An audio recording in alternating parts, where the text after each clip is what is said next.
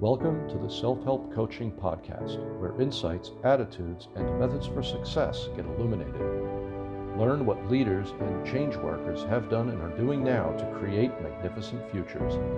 We interview great guests who inspire you to overcome obstacles and achieve your goals. Be sure you visit our website at self-helpcoaching.com.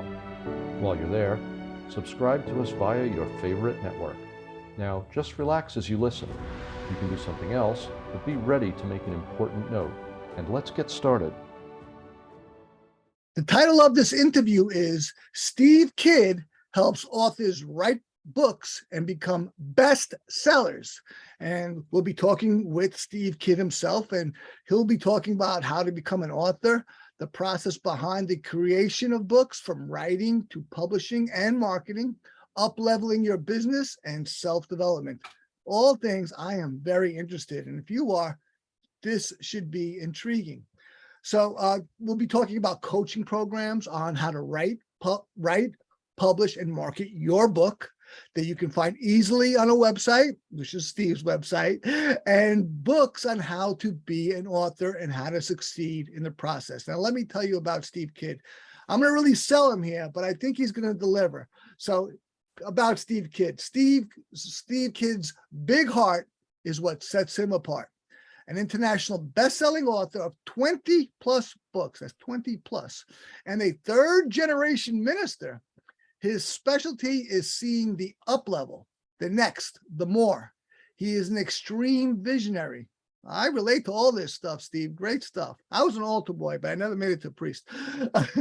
Living beyond the bleeding edge to the air being sliced through it in front of the tip of the arrow. That's a great metaphor, or even description. If you want insight into trends, projects, and possibilities coming before it even seems possible, Steve is your guy. Now, getting into the specifics of Steve's life, Steve has helped thousands bring their message and the marketing to back that up to the world that has literally impacted millions with what his clients do in this world. A business coach for over 30 years, in fact, Steve actually started selling. Excuse me, I forgot to silence my phone. That's on me. Steve actually started selling at 5 years old. He hosts a weekly radio show called Thriving Entrepreneur. Great, that's what I want to be. Steve's life mission is to spotlight amazing, heart-centered people and helping them share their message with the world. That's great stuff, Steve. Welcome. Great to meet you. Thanks for having me. I appreciate you being here with me. I mean, what you do, I mean, coaching is, I was a life coach, and coaching is awesome. So constantly growing field. And almost everybody has a book in, I would say everybody has a book in them. And a lot of people want to write more than one book, but very few actually write the book. That's for sure. Yeah. I mean, over 80% of people say that they want to write a book, less than 5%. It's actually like 3.25% of people ever actually do. And that's, I think that's a ubiquitous situation. Like I said, I think everybody's got one in them. But people, we procrastinate. That's like the human disease, is procrastination, right? The universal human disease, and not just on tasks, but on the more significant things, our goals or dreams. And this is something that, a person may think about or even have a goal. Oh, I'm going to write a book. I'm going to write this book. I'm going to write that book. And they never get onto it, or at least complete it, which is, it's about the completion. So is that, when you coach people, you help them get to that? Or when I was a coach, I helped people pursue their goals. Sometimes we achieved it when they were still my clients. Usually I let them go, and they're continuing, they're making good progress and being consistent in their pursuit of it. Do you help people actually get to the completion or the publishing? Oh yeah, absolutely. I mean, when I say that literally I've worked with thousands, that's thousands of people whose books have come out using the system I created. I've been doing this since 2007 now. So yeah, I've worked with a lot of people go from, I don't even know what I want to do, all the way to, not just having a book, but having it be a bestseller. So when it comes to books, you're the man, it seems like. Most everybody that you hear that talks about writing a book and making it a bestseller is probably using my system, doesn't even know that they did. Fantastic. All right, so let me get into my first meaty question. Well, it's actually, it's a three-parter. What is a bestseller? Why would I want to have one? And how can it help me? It's a great place to start because, and this is going to seem a little counterintuitive, but stick with me here for a minute, Tony. Bestseller is only the beginning. In fact, actually, book 20 that just came out is entitled Bestseller is Only the Beginning. Bestseller is not a destination, it's a foundation. I'll give you the perfect example for that. When you graduate from medical school, you walk across a stage, they give you your diploma, which means that from that moment on, you are Dr. Tony. You're not just Tony. Now you're Dr. Tony. You're that forever. Now, I can tell you statistically that we graduate about twice as many people each year from medical school as there are available internships in the United States. So half of those people are never going to be in the medical profession whatsoever. Wow. But the truth of the matter is that that diploma only means that you have shown a proficiency in the ability to pass a test on anatomy and physiology. Those are not the people you want to perform surgeries on you or really even diagnose you with a cold. You know, they have a degree. Okay. Bestseller from a marketing standpoint. And it's important to note, I'm a marketing company with a strong publishing division. I've been in marketing space my whole life. You talked about me starting selling when I was 5, started a marketing company as a young adult in 1988. So I've been doing marketing both offline and then when we became the internet. Bestseller is a credential. It's where we start. It's the foundation. From there is what we build everything on. It is the thing we have to have in order to maximize our stuff, but it's not the goal we reach. It's actually where we want to start off on day one. So that's the answer to your first question. Let me interrupt you a moment. I remember many times I've been advised or read that I should write a book so I can put the title author next to my name. But you're going beyond that. You're saying not Tony Petrozza author, Tony Petrozza best-selling author. That's got obviously much, much better. That is such great marketing language. One of my early, one of my greatest friends, great person who wrote an amazing book. His name's Carl Michelle. His book is 365 Hip Hop. It's 365 because it's literally a daily, each day it has a little motivational quote. Prior to his book coming out, he was offering to speak for free, couldn't get people to return his phone calls. Within 60 days of his book coming out and becoming an international bestseller, he was booked out 6 months in advance at $2,000 per speaking gig. That's the difference between just being some guy with a great message, because his message didn't change, and a guy with a great message that has the credentials to back it up. So it's, you have a much greater perceived value. I mean, he went from free to being paid well to do the same thing he was doing. Yes. Yeah. And that's the thing. And I mean, ultimately in marketing, it's about what people's perception is. That's why when we order a Coke at a restaurant, in fact, usually most of the time, the waitresses won't even say to you, we don't actually have Coke here, we have Pepsi. They just bring you whatever the brown colored cola drink they have is. And most of the time we call it a Coke. Or, you got to sneeze and you reach for a Kleenex, not a facial tissue, but for a brand name. And that's the same thing with best-selling author. It's a name that sets you apart. And there's a lot to be said about that. And I used to kind of resent that in my younger years. Oh, I know it's a tissue. Why are people calling it Kleenex? But it's because the brand is so pervasive, so dominant that it replaced the item in terms of terminology. Yeah, absolutely. So ask me again, what was the second part of your question? Okay. Why would why would I want to have one? But you just explained why I wanted to have one. I think you answered that. And the third part was, how can it help me? But I think you at least you're ebbing into it at least. But I mean, can you be more specific in how it can help you? I mean, okay, so say I write I mean, at the risk of being ridiculous, I mean, writing a best-selling book, it seems like a dream. and you're saying no, it's a formulaic goal. It's kind of like that day when you found out that your parents were the ones putting the gifts under the tree rather than there being a Santa Claus. When you listen to me and you discover that it's actually a system to become bestseller, it's not mystical or magical. There is actually a process to it. And I am specifically talking about Amazon bestsellers. Two reasons. Number one, because Amazon sells between 80 and 95% of all books sold, meaning that everybody else in the world, everywhere else in the world you can buy books, doesn't even equal, 10 or 15% of all the sales in the world. And secondarily is because their list is the only one that's statistically driven. Now, Amazon's list updates on an hour by hour basis. So it's a little bit more volatile, a lot more volatile than say the once a year or twice a year New York Times, but it's based purely on the book that's at number 2 and the book that's at number 3. The book at number 2 sold more copies of that book during that hour than the book at number 3. And so the list does change. And there's a whole bunch that I won't get into that's technical stuff in their algorithm, but that's the underlying core of it, is what book right now is actually selling the most copies of that book. And so what that means to you, said, what is that going to do for you?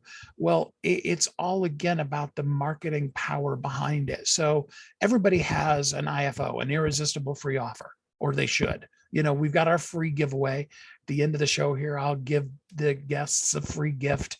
We always want to do that. That's great. I never heard that term before. That is great, Steve. Yeah. The difference between, here's 5 things that I came up with because I'm so wonderful and brilliant and you should get it, and 5 things that are based off of my best-selling book. Now just listen to this, the powerful difference in your ability to be able to do that. Yes. Seth Godin said, I love this quote. He said, if you want to make money with your book, then don't. But if you want to make money, you absolutely have to have a book. It's not going to be the money, you're going to make $1 or $2 off of a book. But when you have a course based off of that book, it makes that course 1,000,000 times easier to sell. Wow, that makes a lot of sense. And it's something I've wanted to do, and I've had a few guests on the podcast that were also in the same genre as you, coaching people to write in that literary niche. And yet I still haven't, and I'm like, okay, because I want to write a book because of all the reasons you described. And I know I'm a pretty good writer, and I know I could write some good stuff. And I have very deliberate things in my business and that I'm doing, but I still haven't done it yet. I mentioned that procrastination thing.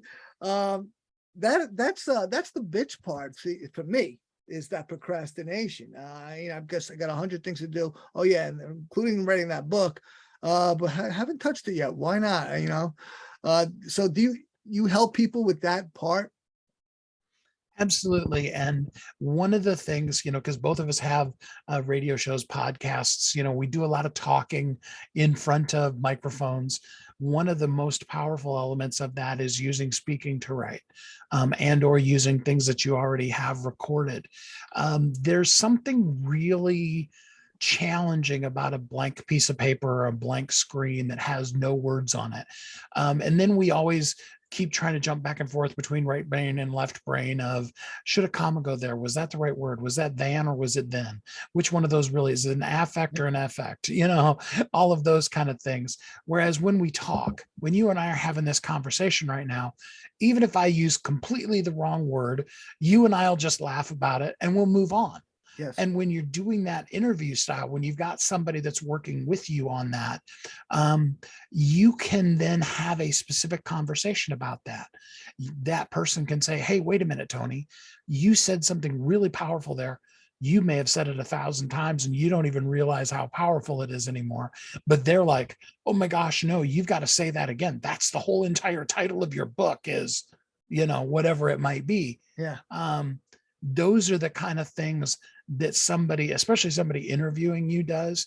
But even like when I do them myself, I essentially interview myself I ask the questions in the back of my own head, and I go on Zoom because I happen to have transcription built into the level of Zoom that I have. And I write my books all audio that way as well. I've got probably somewhere between 6 and 8 other books that I'm working on right now, besides the one that just came out. And it's just so much more powerful to get that stuff out. And then have other people who love finding out and looking at, is the comma in the right place? There's people that actually love that. Yeah, I did that. They're really, really weird ones. I was the editor, Rex Sykes, who is really huge in the field of neurolinguistic programming and personal development, like something of a guru, been at it like 40 years. I was actually the first editor of his book that came out like 2 years ago, Get the Life You Want, which I think it's a bestseller now. And that was drudgery for me, but I loved Rex. He was a mentor of mine, and I loved NLP. I'm a practitioner of NLP and personal development. So the content, I save it. I loved it, but the editing thing, it's no wonder why I got fired as the editor, and he got a real editor to replace me. But I still was the guy who put the framework of his book together, and that book is being acclaimed now. And so I feel very good about that, obviously. But it's a great process. There are different roles, but the indispensable role of the author, that could be the person listening right now. Absolutely. So there's someone who has never written and only dared to dream about it. You're saying that that can be the person listening right now, listening to my words, Steve's words, and we're going to get into more of that. All right. By the way, this is an audio podcast. You're listening, but Steve is nodding. Okay, so let's take a moment to hear from our sponsor, and we'll come right back with Steve Kidd. This episode of Self-Help Coaching is brought to you by Proficio. Do you like learning by yourself or with others? What if you could do both at the same time? Visit www.proficio.io. That's proficio.io, where you can learn in the environment that suits you as you choose.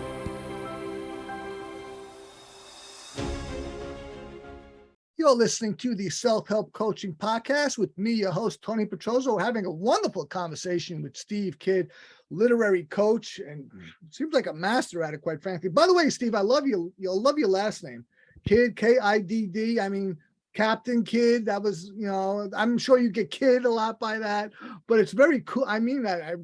Very cool. I mean that seriously. It's a great stage name, isn't it? I was actually born with this name, and when I was singing from stage, I was like, no, I'm going by my name. It's cool. I mean, I would have to change my name, Petrozza, which is a fine Irish name, but I'd have to go. But then again, if De Niro pulled it off, but he's one in a million. But okay, so we're getting into, all right. I mean, possibly writing a bestseller, and you've alluded to what it takes. Now we'll get into a little further down the rabbit hole, which I think is going to bring us right up to speed. And you talked about being the unique self. Well, I'm paraphrasing. And so are you saying that passion is where it's at in terms of being an author? Absolutely. I mean, you got muted all of a second, Steve. Am I back now? Can you hear me? You're back. Oh, yes. Okay. Yeah, absolutely. So, the thing about it is that whether you're talking about what I said earlier, about people that love making sure commas are in the right place, or the guys that get really lit up about accounting or things like that, every single one of us has a unique and specific, special reason for us being us. And you may be talking about the same thing that a million other people are talking about. Nobody is saying it the way that you say it. They're not doing it the way that you're doing it, and they won't reach the people that you're going to reach. It's kind of like those of us that were parents. You know how the thing that you've told your children 1,000 times over and over and over again, and then they come home one day and they said, guess what Mr. So-and-so said? And you're like, Yeah, I've been telling you that for years. It's like, no, you haven't, Dad. You've never said anything. The same thing is true with every single one of us with our message. It resonates with that person it's meant to resonate for.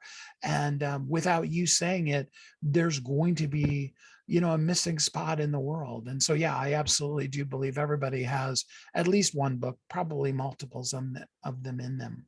I've long professed that the most valuable gift that every single person in this world has is their own life. And I don't mean that in a selfish way. I mean, that's how you're conscious in the world, through your life. And you actually are a unique person. Some are more unique than others, it seems, or shall I say or less conformist than others, perhaps. But nonetheless, no one has your experiences, your exact belief system, your passions, your strengths and weaknesses, your skills, exactly. And with those things, you can really, if you really embrace your individuality to whatever degree you can or do, you're gonna be the greater gift to the world. I don't mean that in any sort of narcissistic or aggrandizing way. I mean that your unique self is, it's the expression, what do you think, you're God's gift? And it's a derision, but every person is God's gift, right? But not in a narcissistic way, in a truly spiritual, wonderful way. We're all God's gifts, all right? And let's bring our gifts forth. That's what I profess. And if you can put it down on paper or on a digital screen and articulate yourself, hello, bestseller, are you there? Amazon, Jeff Bezos, you listening? Do you agree, Jeff? I mean, Steve, you're not Jeff Bezos yet. I mean, Steve. Not yet.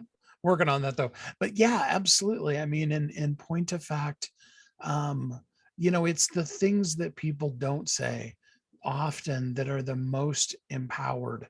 We all too often we look at somebody, and it doesn't matter whether you're talking Jeff Bezos or Oprah Winfrey or Tony Robbins, or the list just goes on and on of incredibly amazing people. And so then we put ourselves next to them, and then we immediately find our side of the scale too light. It's lacking, it's waning, because of the fact that we don't have their worldwide international name recognition. But that doesn't mean there's an old story, if you don't mind my telling a story. There's an old story about a guy that's watching a little girl. One thing, Steve, let me interrupt you real quick. I'm hearing a mic being moved around a little bit. Can you stabilize your mic? It's on a stand, so it should be fine. Now it's good. I'll take my hands off the desk. It was probably my hands on the desk. Right. An older gentleman was watching a little girl walking down the beach after a great big storm, and she was throwing starfish into the ocean just as quickly as she possibly could, just running down the beach, throwing these millions upon millions of starfish that had washed up in the storm. And the older gentleman walked up to her and he said, "You can't possibly save every single one of them." And the little girl looked at him and she said, "Yes, but to that one, it made all the difference." And when we begin to really realize that if our book really only reached one person and it made a difference in their life, just like on this show that we're talking about right now, we want millions to hear this episode. But if even one person just got one little tiny thing and it made their life better, that would totally be worth it. Actually, Steve, I just want 10 to listen. No, I'm kidding. Of course, absolutely. And that's why, when you go on social media, which is taking over communication, where you get to see numbers, all these numbers, followers, likes, engagements, obviously the more you see it's like an addiction. I think it's become addiction for people, but just reaching one is the reward. That's the connection. That it's just so wonderful. Just when I worked as a coach, obviously I worked one-on-one. I never did group coaching, even though the app that I've created, Proficio, uses that dynamic. And by the way, so I created this app, which is a virtual coaching program, and it helps anyone complete a self-help course and get everything that the author of the course promised. It's going to be a revolution in self-help. with your, I know you've written 20 plus books. I know that you're a literary coach. When do you take on clients and you take them on in any phase of their authorship? Is that correct? Oh yeah, absolutely. Right. I've all the way from I have no idea what I'm doing to, my book is 10 or 12 years old and I just need to do the marketing on it. Wow, great. So every facet of it.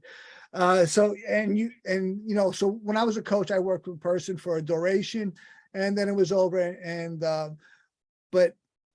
you do that too, right?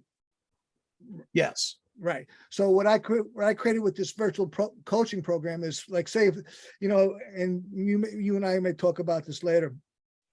A person buys a self-help book, and vast majority of the time they look at it, they get their eyes glaze over. Oh yeah, this is going to be totally great, and they don't do shit. Right? They don't do nothing. Right? And I know I'm speaking from experience. All right, all right, people. Even though I'm an NLP practitioner and a coach and all that, and this solves all those problems, and so because that's what it's designed to do.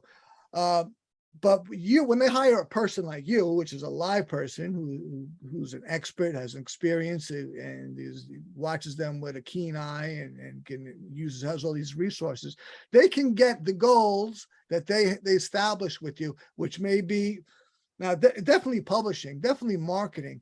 But what about specific goals like we're going to get into some of the dynamics of being a bestseller, but of being a bestseller. I mean, when I asked you at the outset, what is a bestseller?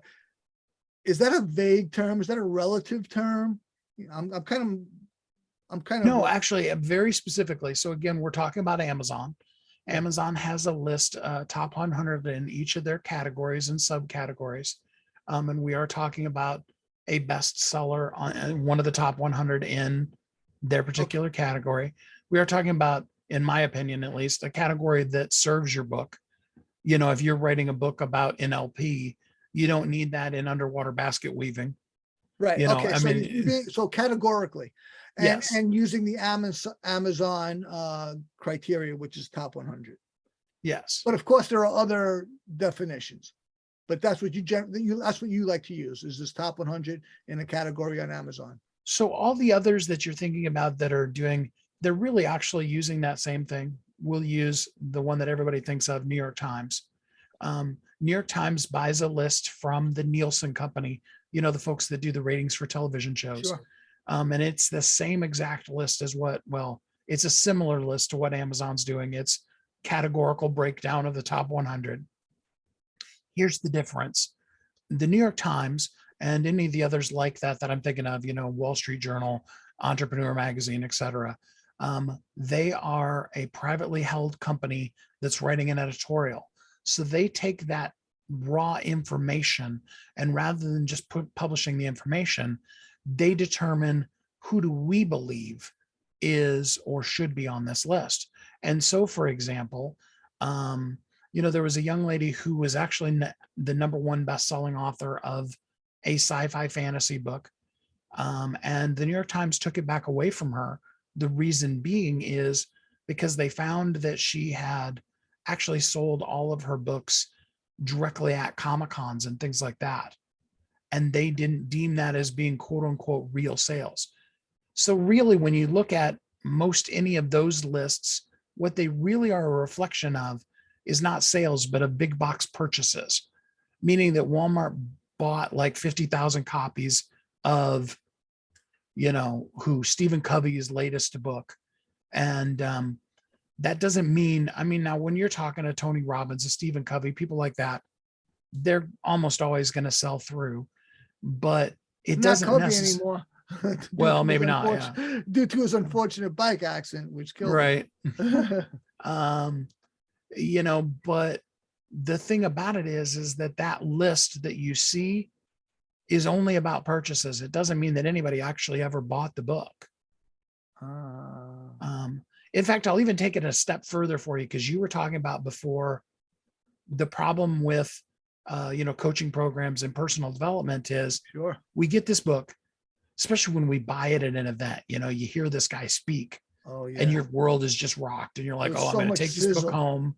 Yeah, I'm gonna be great. I'm gonna be awesome. I'm going to rule the world because of this new program. And we get this book, Yeah. and it's your typical 350 page book. Yep. And you get about 100 pages into it, and you're excited, and you go out and you start doing the first things. And then, life happens, right? Yeah. And that book goes with the 80 other books that you have, or 1,000 other books that you have on your shelf, and it never gets finished either. Exactly. In fact, Amazon statistically has found that if your book is 100 pages or less, I'm talking print pages, so I'm talking a tiny little book, Yeah. 100 pages or less, more than 60% of the people that get it will finish that book. When it goes from 101 to 200 pages, that drops to about 20% of the people that ever even finish the book. Yeah. And then if your book goes over 200 pages, with the average book, people telling you to be a 350 page book, 5%. If your book is over 200 pages, it's less than 3% of people that ever finish the book. No surprise to me. Yeah. No surprise to me. And that was exactly one of my motives. I created it, Proficio, for self-help, because I love self-help, but it's really the real value of self-help. The true value is the potential that is typically untapped.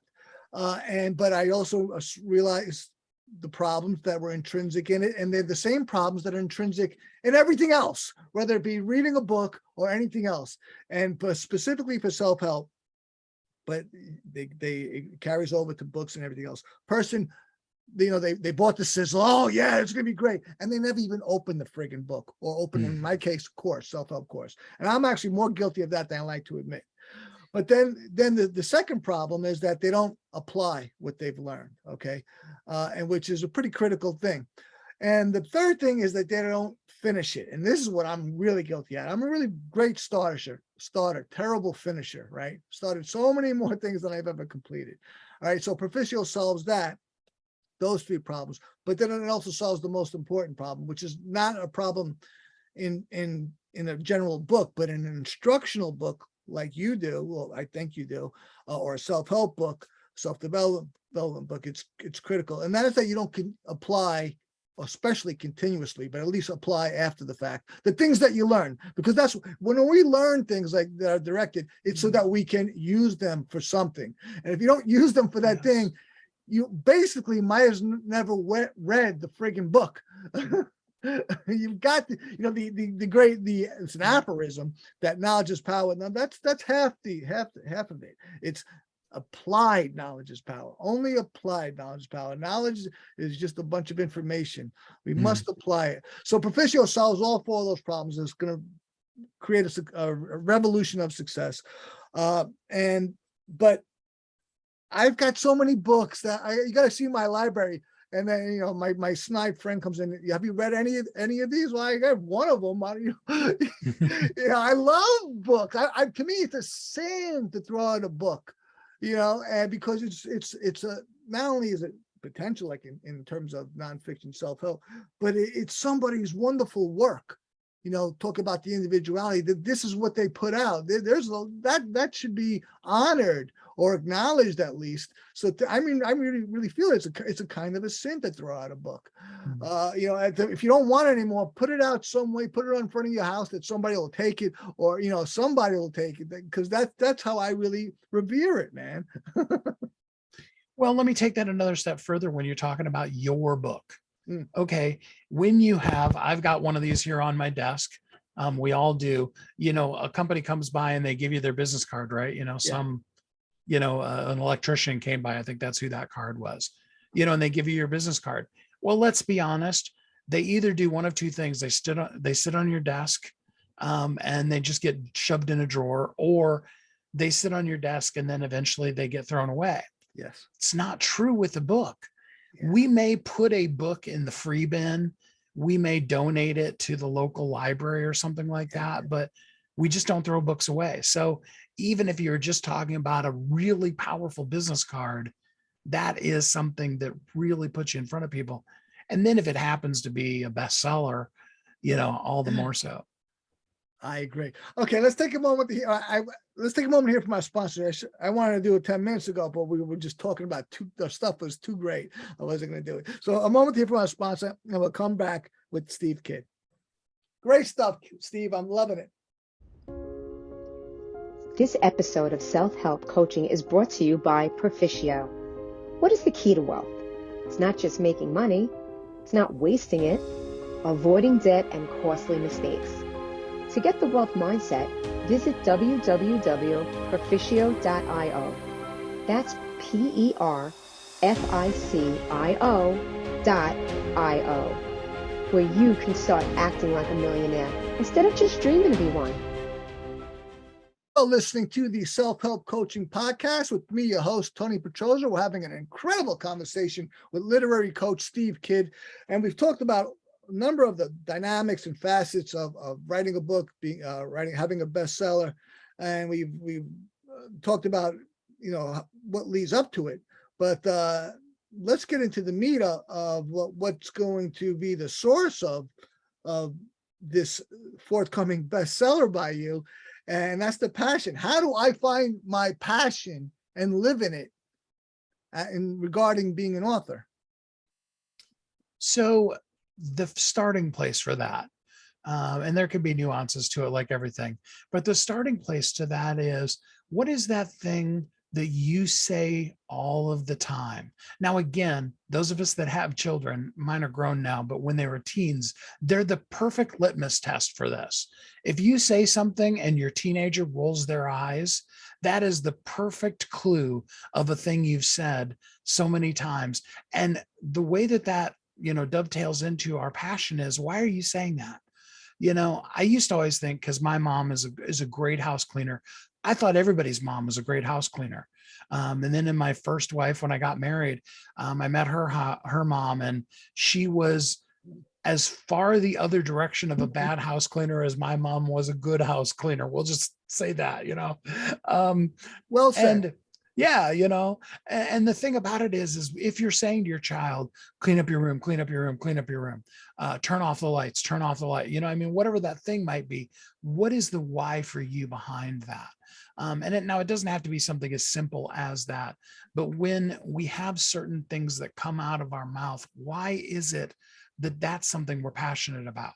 Why is it that some people, even if you go into really divisive things like politics, why is it that a politician can stand up and say something and one person will be totally applauding it and another person will be absolutely just tearing their hair out angry?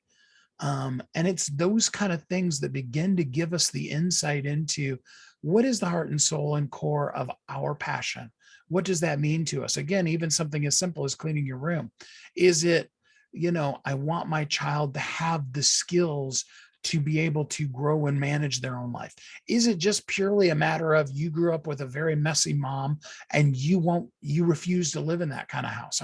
What is the heart and soul and core of you? And then we begin to dive into that. And we go the next step of, if I could only talk to one person, going back to that one person thing I said earlier, what is the one thing I absolutely want to make sure I hear them, they hear me say?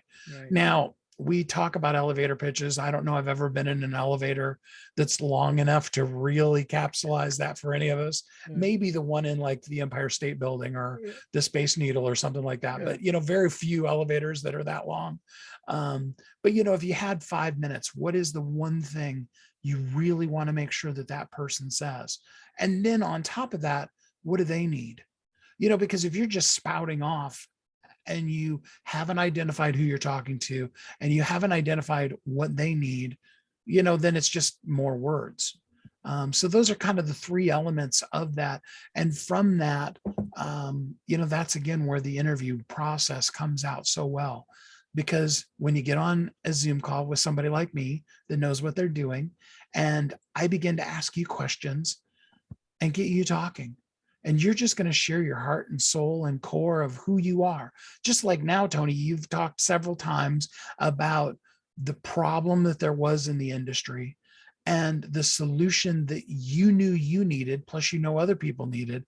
And then you went out and built something to really address that issue so that people could get the help that they need, but they couldn't get through. Exactly. And in just hearing you, I can then, not only record that, but we can reflect that back to you. And then the whole book builds from there. Hey, Cat, stop scratching. I'm talking to an author. How dare he? 20 plus books. Sorry about that, audience. I'm an animal lover. I have 5 rescue cats running around my office, my building. And that's one of the things. After my company becomes bigger than Apple, or actually before that, but that's how big it will become. One of the things I'm going to do is create a foundation to save animals. First cats, then dogs, and then we'll expand from there. But when you have a reason to do something and another reason behind that, and you can focus on both, you can get more motivation to do something. But okay, and speaking of, is a perfect segue. Okay, so we're talking about writing, and for the person listening, and how does that person know what to write or what the next step for them is? Well, if you're doing it by yourself, it can be a little bit more difficult. And I have written a couple of books to kind of help people identify that kind of a thing. Again, I would really strongly encourage you to really begin to look at those things we were talking about. What is the heart and soul and core and the reason behind why you do what you say. But the truth of the matter is the reason why coaching works is because all of us need help with things. We need somebody outside of ourselves to be able to hear ourselves and to be amazed by the things that we say, that we've said so many times that we're like, nobody wants to hear me say that again. I'm even tired of hearing me say that. And that's where I really highly recommend the concept. And even if it's just a friend of yours, even if it's just a buddy that you just, that sits down and asks you the question with a little MP3 player between you, it's so much more powerful. And then to be able to go back into that and listen to and be like, wow, that really is the thing that is coming out and is coming up all of the time. And then that's where really what to write from. And of course, in the interview process, I'll ask you the questions, walk you through it, and then my staff will bring you back a initial draft of your book. And you'll be like, as one of my authors said, she said, I finally, for the first time in my life, actually hear my voice. And I know what it was that I've always been trying to say, that everybody tells me I need to write. And I didn't even know where to start because I couldn't hear my own voice. One of the things that's fantastic, Steve. One of the things I love, I heard Tony Robbins say, who's an icon of mine, is that he said that everybody exaggerates what they can do in 1 year, but totally diminishes what they can do in 5. Right. So, but the point is, once you get going and keep going, you're well on your way. And that is the critical thing. That's people who get coaches understand that or learn that. And it is the game changer, because as I talked about procrastination, that's everyone's enemy, and action, especially concerted, directed action, is where it's at. We talked about self-help, both of us. Self-help is a huge field, but the vast majority of people are not into self-help. And I contend there's a number of reasons. I contend the primary one is people's fear of failure. Why do I want to read this book, take this course if I'm gonna fail anyway? It's a big waste of time. Plus, I'll feel terrible about myself. So I don't even bother. But the people like you and I who are coaches, even less people want to coach, because then they got to have that accountability, or they think they'll be judged even before they get to the conclusion, which is to succeed or fail. Again, this is their own mental battle. But the truth is, of course, is, as you're well aware, any coach who judges his client is a terrible coach. All right, but that's what goes on in people's minds, and when I created Proficio, I took all this into account, because people could succeed if they had a little bit more, just like you said, whether it be this computer thing. I'm holding up my phone, which Proficio is a coach, a totally customized coach on your phone for self-help only, because It's not life coaching. I was a life coach helps a client pursue any goal. The Proficio is the world's first self-help coach. It helps a client. I call them client. They're half client and half student. The student of self-help pursue the goals relative to a self-help course, like that they're taking, and then they achieve it, because once you get, because everyone needs just that little more. I saw that in Proficio. You and I are real people. We are that little bit more. We're real people, so we're even better than just an app. But an app, everything has pros and cons. One of my favorite little Tony-isms is that even your own firing squad has pros to it. You know, it's a quick death. And believe me, suffering sucks, right? So, but we need a little bit more, all right, in all sorts of areas, in just about every area. I want another Tonyism, if you'll forgive me, is that by myself, I can do very good things, but only in cooperation do I do great things. And whether that be cooperation with God, I know you're a minister. I'm a very spiritual person. Cooperation with God and get the big Tony out of the way and make more room for God. I say that in the most non-religious way possible. But or working with or just me interviewing a podcast guest like Steve Kidd over here, literary coach, sorry, and or working together with other people towards some business goal or any other goal. Cooperation is where it's at. Or hiring a coach like Steve Kidd. Say, Steve, I want to write a book. No, I want to write a bestseller. And Steve says, you came to the right place. That's the cooperation that I've just described. That's where greatness is at. Yeah, so, absolutely. That all said, how can I become a best-selling author, or the person listening to our words? Well, of course, you just need to hire Steve Kidd. And then, I've done it literally thousands of times. I have a 100% success rate. I guarantee that I can make you a bestseller. Wait, what was that success rate? I have 100% success rate over somewhere between about 4,000 and 5,000 people that I've worked with now. That's incredible. Yeah. In fact, I will make you a bestseller, or I guarantee it, to the point where I'll give you the money back. Wow. Which after I reached the 3,000 mark, I began to start questioning that guarantee, because it sounds a little shallow when you've done it that many times, but I've never remarkable. Lost. Yeah. So, I mean, I want to say this the right way. So you offer a guarantee? I offer a guarantee. Yeah, I will give you your money back if I don't make you a bestseller. Wow, that's astounding. That is confidence in your product, man. I mean, there are all kinds of guarantees, but what you just described is an incredibly confident guarantee offer. Fantastic. Now that has intrigued me. I've been intrigued this whole time, but now my ears are really up. Man, that is fantastic, Steve. Whoa, man, I'm just processing that, man. That is, wow. So, I mean, anyone listening, me, including me, I'm here listening. I'd like to write a bestseller. As a matter of fact, I want to write a bestseller. I'm going to write a bestseller. Why not with Steve Kidd? If this is the guy who offers me a money back guarantee to get there. Well, in fact, Tony, I'll blow your mind even further. For most people, it's the middle of October when we're talking live here. You could still be a completed, published, best-selling author before the end of this year. I do it all the time. By the end of the year, already be best-selling author. Already be published in marketing. Yeah. Written, published, marketed. Wait a second, Steve. It's mid-October. There are 2.5 months left. Yes. Oh, this is getting even more and more incredible as we speak. 2.5 months. You can say a person is going to become a best-selling author, guaranteed, money back. Yes, I mean, I will put you have to follow the program as far as the writing end of things goes. In order to do it that quickly. Right. And the guarantee really doesn't have to do with time, because life happens to all of us. Yes, I just moved 1,500 miles because my mom needed my help, and I worked during that time, but it had some impact on my life.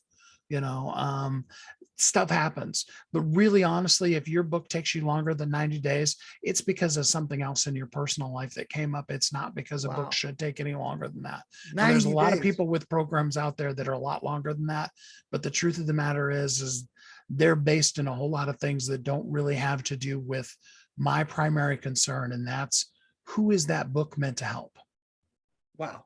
So I think in some way we've just cut to the chase. I mean, this has all been a wonderful discussion, quite frankly. I mean that sincerely. But you're saying someone hires you, you get them to 3 months, you get them having written their book that's going to be a bestseller. Yes. My fastest ever so far is 3 days.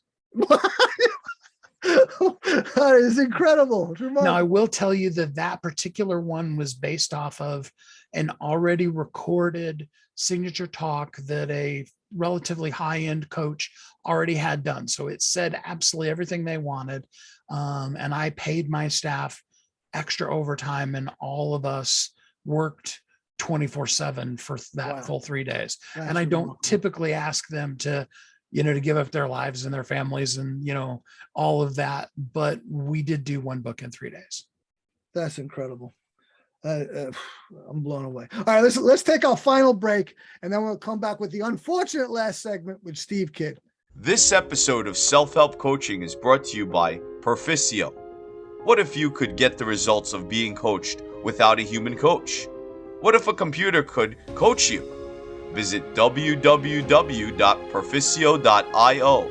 That's PERFICIO.io, where you can get coached without scrutiny, judgment, or pressure. You're listening to the Self-Help Coaching Podcast with me, your host, Tony Petrozza. We're having an incredible conversation with Steve Kidd. He's blowing me away, quite frankly. I'm not going to say they're claims, because this guy, I mean, we're having a discussion. He's making claims, but I don't question them. I mean, I'm not challenging them, because he says there's a money back guarantee, and he says he's worked with many, many people. He's been at this a long time. Plus, he's a minister, so he's got that. But great stuff, Steve. Let me ask my wind-up question. Okay, you talked about how a person has a book in. Every person has a book in them. They work with you. They'll get this book written in a surprising amount of time. Not just getting written, it'll become a bestseller. In fact, that's the name of your last book, and you guarantee it. That's incredible. It's astounding. What comes after becoming a bestseller? Oh, I'm so glad you asked that. That's where the fun starts, because, becoming a bestseller is like building a foundation to a house. If you built this really solid foundation and then you just didn't build any walls or a roof or anything else, it'd be like not that amazing of a house, right? The work is not done with the foundation. Yeah, bestseller's the same thing. That's when you then can market, you can use it, you can speak, you can create courses, you can do all those kind of things. There's so many ways to monetize it. You have to have that credential to start from. Bestseller is only the beginning. You're in fact, my guide to ongoing wealth that I'm going to give the people is designed in that concept of, yes, you absolutely need to have a bestseller. Here's a free video that'll walk you through you doing your own book if you don't want to hire me to do it. And then here's the 5 things that you need to do in order to generate money consistently, ongoingly, and move into that world that we call wealth, what I like to call abundance. Wow, that's getting me juiced up, man. That's great stuff. Steve, you have been a fantastic guest, quite sincerely. Awesome. A very, very, very valuable information to the listener. I mean, just about any listener. And it's been a true pleasure speaking with you and getting you to share your expertise, which is quite remarkable. I want to thank you.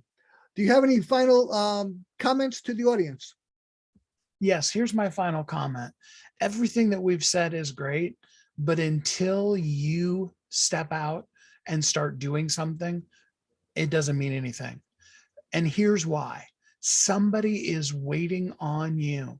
They made a mistake last week, last month, 5 minutes ago, that they're going to continue to make, not because they're jerks, but because they just don't know any better. It's that thing that you do so easily that you probably don't even teach it, because it's, everybody has to know how to do that, right? That very thing is the thing that they may literally be in tears over right now because they wish they knew the answer to. And until you put out your simple solution, they're going to continue making that mistake. Somebody's waiting on you. Now is the time to share you with the world. So profound, wonderful, great. Great stuff, Steve. And I also understand you have a free gift for the audience. I do, and I tried to make it as easy as possible for them. The URL is ongoingwealthguide.com. And that's a 5-step ongoing guide to wealth. Like I said, I've got a link in there. You could follow my free workshop that I do all the time, and it's a recording of it, and you could write your book just from that. But it's going to talk you through all the elements of everything you need to not just make a little bit of money, but to really create a system for ongoing wealth in your life and in your business. Great. And that's yours for free, ongoingwealthguide.com. Thank you, Steve. Now you have a number of websites and a bunch of social media. My podcast will set up a profile page for you. We'll list it all on there. No need for us to mention it now, but I want people to go to the one website that Steve mentioned. Please mention it one more time, please. ongoingwealthguide.com. Go there and get Steve's free guide and get going into accruing, creating your wealth, but in a literary way, because this is something that everyone can do. And everyone has in them that's just waiting to come forth, and you get a guy like Steve to help you bring it forth in a way that it's incredibly successful. That's where it's at. I really appreciate you, Steve, as a person and as an expert. Been a really wonderful guest, and I'm better for it. I'm a better person for it, man, because you really inspired me, and I thank you for it. And I want everyone listening to remember that we're all responsible for ourselves, and we could all use a little help. And with that, thanks for listening to the Self-Help Coaching Podcast. Thanks, Steve Kidd. Thanks, Tony. Thank you for tuning in to the Self-Help Coaching Podcast, where insights, attitudes, and methods for success get illuminated. Learn what leaders and change workers have done and are doing now to create magnificent futures. Remember to visit our website at self-helpcoaching.com. and enjoy even more great episodes like this one. Again, while you're here, subscribe to us via your favorite network. We look forward to seeing you next time on the Self-Help Coaching Podcast.